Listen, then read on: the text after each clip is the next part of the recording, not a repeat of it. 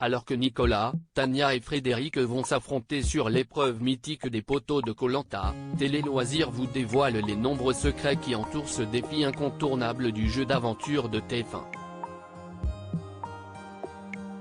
Si est-il l'heure de la grande finale de Koh Lanta, le feu sacré.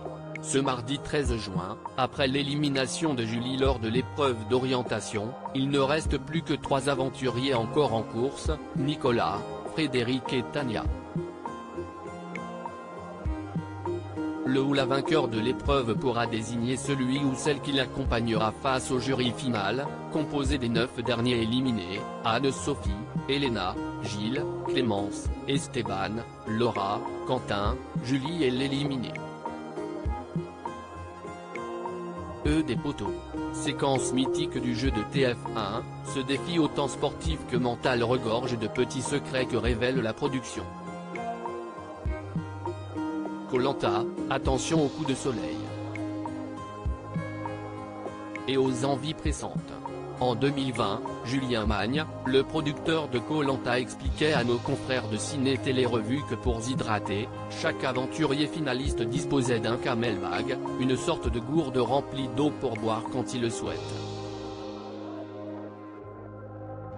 Nous demandons également aux aventuriers de se mettre de l'écran total afin de se protéger des rayons du soleil, complétait ce dernier.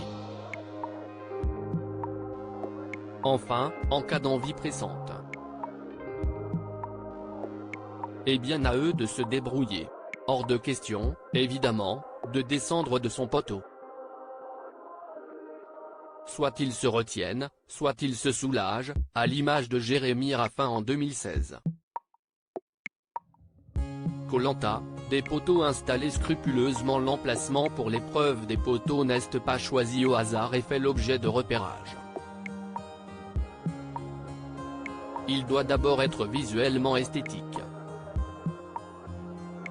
Ensuite, pour éviter toute blessure des aventuriers qui tombent, il faut trouver un lieu où le fond de mer n'est pas jonché de rochers ou de coraux, expliquait Julien Magne. La marée est également prise en compte pour être sûr du niveau de l'eau lors de la chute des finalistes.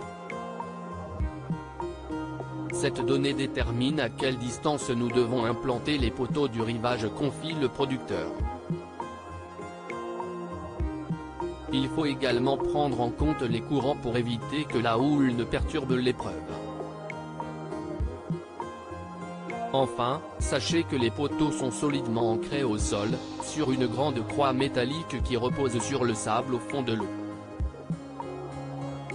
Koh Lanta 2023, que fait Denis Brognard durant l'épreuve? L'épreuve des poteaux peut durer longtemps. Très longtemps. Alors forcément, Denis Brognard ne va pas rester en plein soleil à attendre l'issue fatale. Il observe l'épreuve et se met parfois un peu à l'ombre, car le temps est long et il fait chaud. Il prépare avec nous le conseil final de l'émission, qui a lieu le soir même. Et à intervalles réguliers, il retourne sur le ponton pour faire l'état des lieux avec les finalistes, échanger avec eux et, éventuellement, leur indiquer les évolutions de l'épreuve, nous dévoilait Julien Magne en 2021. Koh Lanta, le feu sacré, la production choisit la place des aventuriers pour cette finale du feu sacré. Frédéric sera placé à gauche, Tania au centre et Nicolas à droite. Des positions choisies par la production sur un critère simplement visuel. Selon la configuration de la finale, un homme sera entouré par 2 femmes, une femme par 2 hommes, révèle ainsi Julien Magne.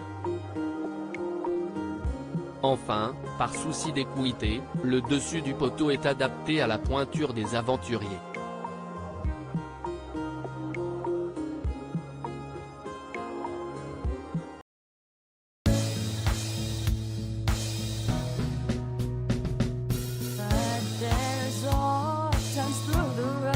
I think you can let me know. Sit down, sit back, let me help you out.